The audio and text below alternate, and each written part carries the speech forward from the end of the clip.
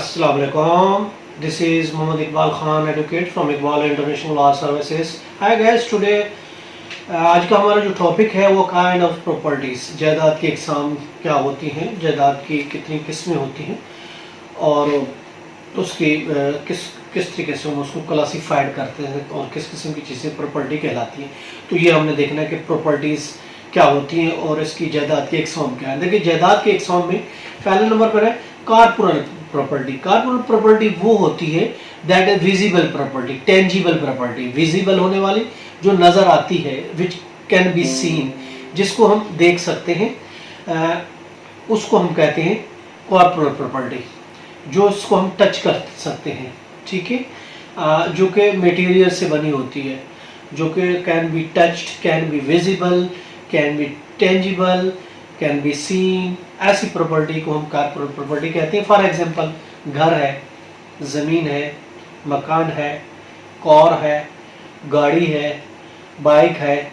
ये ऐसी प्रॉपर्टीज़ है जिसको हम टच कर सकते हैं, जिसको हम देख सकते हैं और नज़र आने वाली प्रॉपर्टी, उसको हम कॉर्पोरल प्रॉपर्टी कहते हैं. ठीक है. अब इसकी कॉर्पोरल प्रॉपर्टी की भी दो किस्म होती है.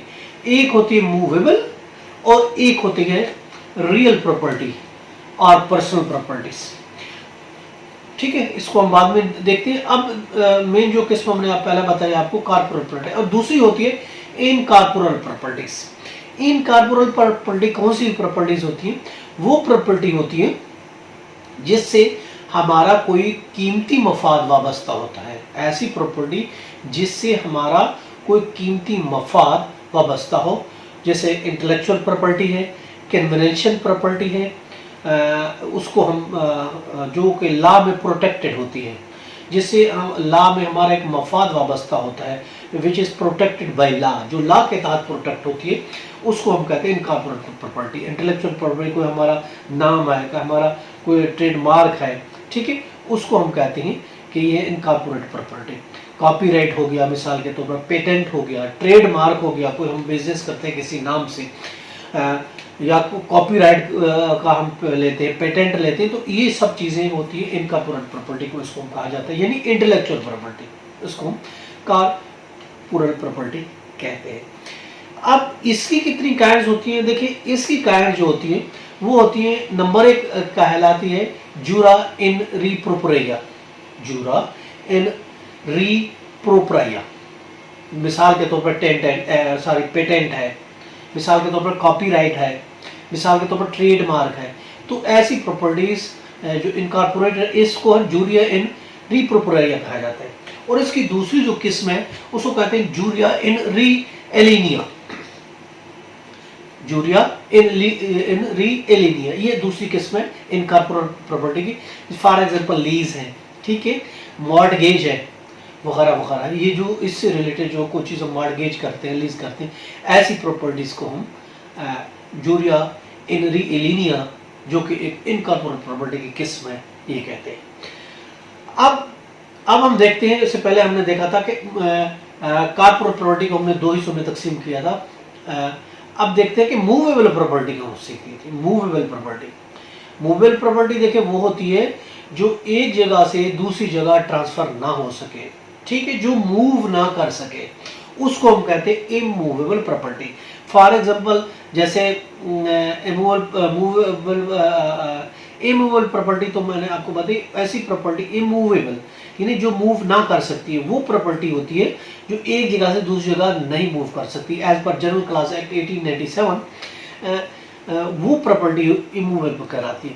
अब जो मिसाल के तौर पर ज़मीन है, जायदाद है, हमारी ज़मीन से होने वाला हमारा मफाद है, बिल्डिंग है, फॉर एग्जांपल प्लॉट है, फिशरीज़ है, राइट ऑफ वे है हमारा.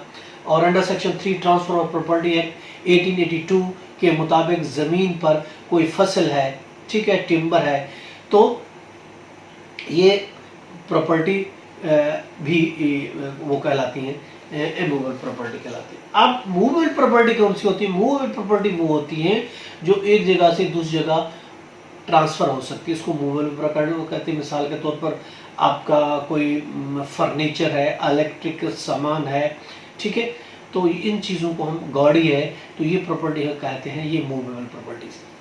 अब इसमें एक रियल प्रॉपर्टी क्या होती है, देखिए रियल प्रॉपर्टी ये भी इसमें किसमें, रियल प्रॉपर्टी वो होती है ज़मीन पर तमाम हकूक जो कि लॉ के मुताबिक मुकर्रर होती हैं, उसको हम रियल प्रॉपर्टी कहते हैं। एक होती है पर्सनल प्रॉपर्टी। अब पर्सनल प्रॉपर्टी क्या होती है, देखिए पर्सनल प्रॉपर्टी वो होती है तमाम जिसके मालकाना, जिसके ओनरशिप के राइट, जिसके मालकाना हकूक जो हैं वो हमें दिए गए हों, उसको हम पर्सनल प्रॉपर्टी कहते हैं। जो हमें दिए गए हों, पर्सनल राइट्स दिए गए हों, उसको हम पर्सनल प्रॉपर्टी कहते हैं। पब्लिक प्रॉपर्टी वो होती है जो पब्लिक की हो मगर गवर्नमेंट कैपेसिटी से हो, उसको होती पब्लिक की है मगर कैपेसिटी उसकी गवर्नमेंट की होती है, that is called public property. और प्राइवेट प्रॉपर्टी क्या होती है, प्राइवेट प्रॉपर्टी वो होती है जो किसी फर्द वाहिद की मलकियत हो, किसी प्राइवेट आदमी की मलकियत हो, तो ऐसी प्रॉपर्टी को हम कहते हैं प्राइवेट प्रॉपर्टी। तो आज हमने प्रॉपर्टी की एक पढ़ी, कॉर्पोरेट प्रॉपर्टी की पढ़ी, इनकॉर्पोरेट प्रॉपर्टी पढ़ी, इसके अलावा मूवेबल प्रॉपर्टी के बारे में पढ़ा, और इसी तरह काइंड्स हमने पढ़ी, इनकॉर्पोरेट की काइंड पढ़ी, कॉर्पोरेट प्रॉपर्टी की काइंड पढ़ी। तो ये थी आज का टॉपिक, काइंड्स ऑफ प्रॉपर्टी। इसके साथ ही आज का टॉपिक ख़त्म होता है। कल एक नए टॉपिक के साथ फिर मिलेंगे, इजाज़त दीजिएगा, अल्लाह हाफिज़।